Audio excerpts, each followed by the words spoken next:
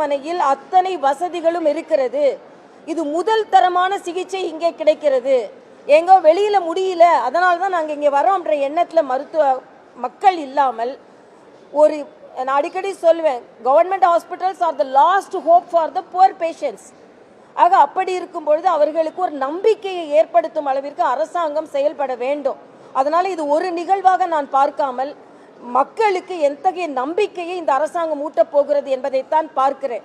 ஆக மக்கள் இங்கே வர மக்கள் காத்திருக்க வைக்காமல் அவர்களுக்கு என்னென்ன சிகிச்சை என்பதை வெளிப்படையாக அவர்களுக்கு சொல்லி அவர்களுக்கான ஒரு சுமூகமான உறவு மருத்துவர்களுக்கும் நோயாளிகளுக்கும் இருக்க வேண்டும். அதுக்காக கிரீவன்ஸ் பப்ளிக் கிரீவன்ஸ் ரிட்ரஸல் செல்னு ஒன்று வைக்கலாம், வெளியே புகார் பெட்டிகள் வைக்கலாம். புகார் போட்ட உடனே டாக்டரை சஸ்பெண்ட் பண்ணணும் தான் இல்லை, அதில் என்ன பிரச்சனை என்பதை பார்த்து சுமூகமாக ஒரு தீர்வை, ஒரு விவாதத்தை, ஒரு விளக்கத்தை கொடுக்கலாம்.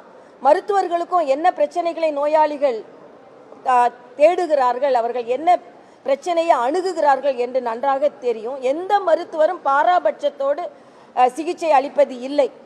ஆனால் சில நேரங்களில் சில பிரச்சனைகள் வரும்பொழுது அது தாக்குதல் அளவிற்கு போகக்கூடாது என்பதுதான் எனது கருத்தாக இருக்கிறது. மருத்துவர்கள் அத்தனை பேர், இது தமிழ்நாட்டில் இது முதல் நிகழ்வு கிடையாது. 2009ஆம் ஆண்டே மருத்துவமனை பாதுகாப்பு சட்டம் என்று கொண்டு வரப்பட்டது. ஆனால் அது இன்று காகிதத்தில் தான் இருக்கிறது. நான் இன்னைக்கு ஒரு ஆலோசனை சொல்லியிருக்கேன், ஒவ்வொரு மருத்துவமனைக்கும் வெளியேயும் அந்த சட்டத்தை பற்றிய ஷரத்துக்களை வெளியே ஒரு பலகையாக வைத்தால் நல்லது.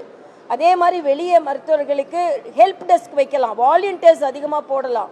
மருத்துவமனைகளில் உள்ள காலி இடங்கள் நிரப்பப்பட வேண்டும், ஏனென்றால் மருத்துவர்கள் அழுத்தத்தோடு இருக்கிறார்கள்.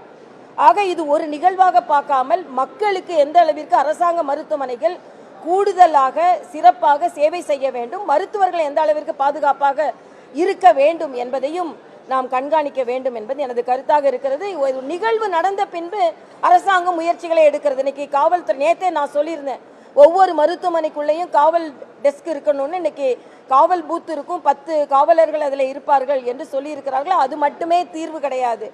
ஆயுதம் ஏந்திய போலீஸாரும் காவல் பூத்துகள் மட்டுமே தீர்வு கிடையாது. மக்களுக்கு ஒரு நம்பிக்கை ஏற்படுத்த வேண்டும், மருத்துவர்களும் பாதுகாப்பாக இருக்க வேண்டும். அதுதான் எனது கருத்தாக இருக்கிறது.